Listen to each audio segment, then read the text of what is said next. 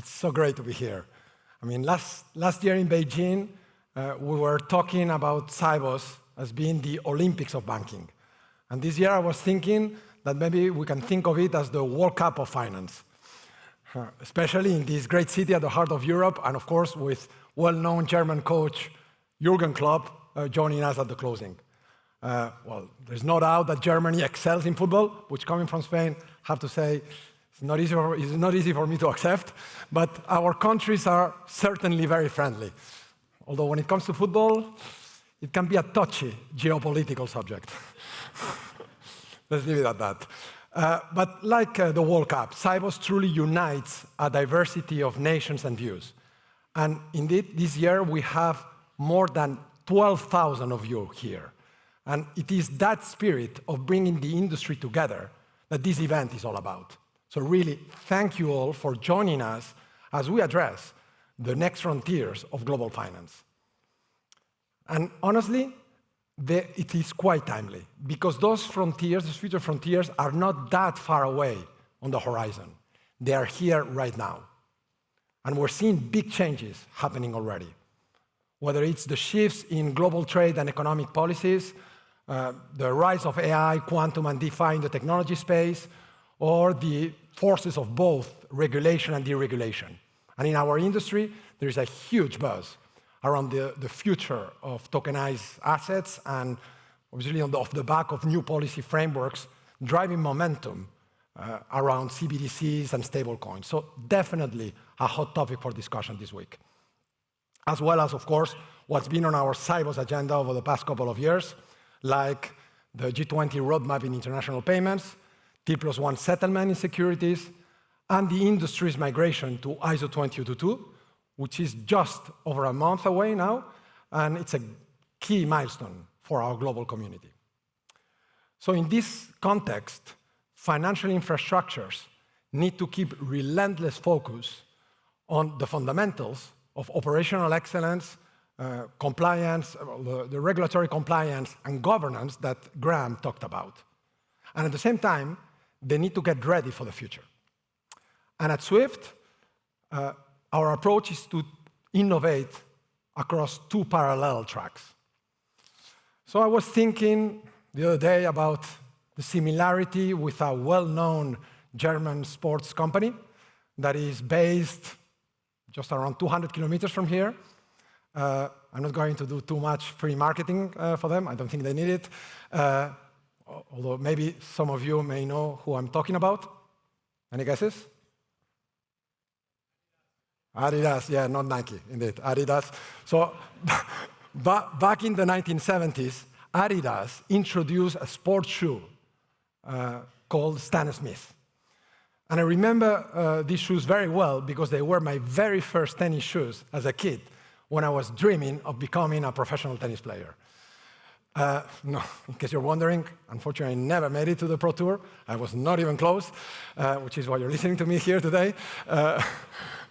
But back to the analogy, and fast forward 50 years, those Stan Smith shoes are still a very strong brand out there.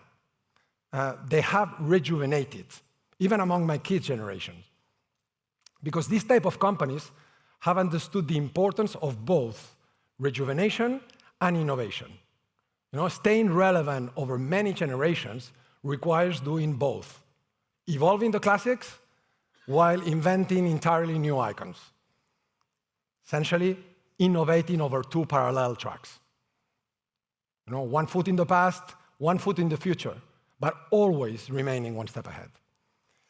So back to Swift, and I guess you see where I'm going with this, because as I mentioned, that's exactly the approach we've taken to rejuvenating and innovating. So let me take these two in turn. I hear a lot of noise out there that the industry needs to do away with existing rails and replace everything from scratch. But I don't think we need to throw out the baby with the bathwater. Let's do a reality check. Today, we connect 4 billion accounts across over 200 countries, 40,000 country corridors, moving the world's GDP every 2-3 days. And already, we can banish some old stereotypes to the history books. So today, 75% of payments on the SWIFT network now reach end beneficiary banks within 10 minutes.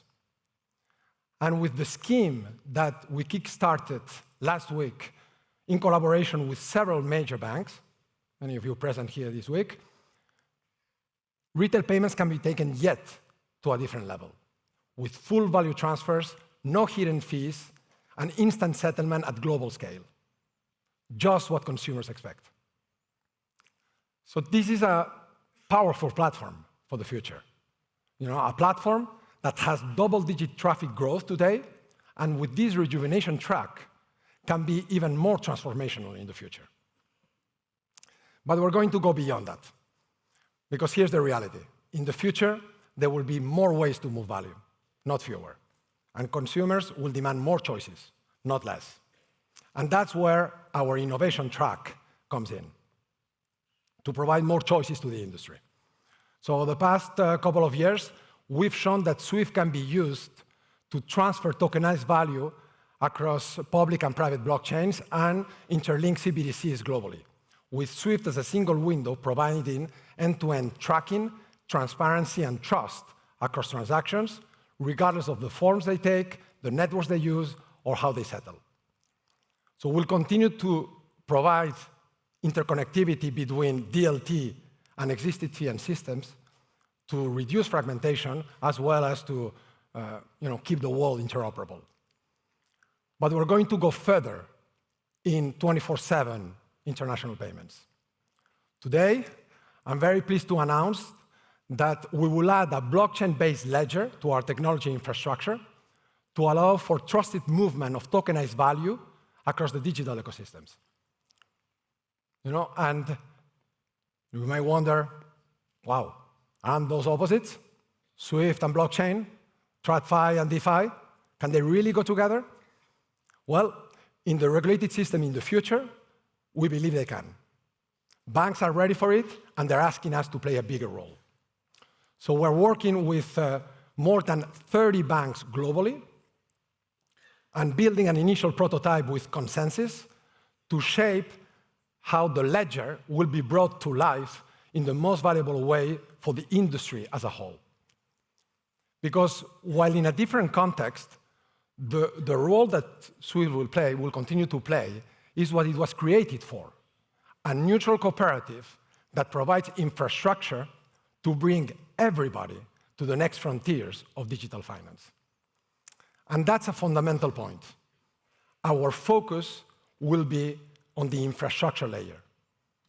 The types of tokens exchanged on the ledger, the money layer, this is the territory of commercial and central banks. And we'll be discussing with them about how to complement and reuse this new infrastructure. So these are our two parallel tracks. And in our case, they are mutually reinforcing. Because combining a shared ledger with the SWIFT's existing messaging, APIs, and ISO 222 creates an even more powerful construct.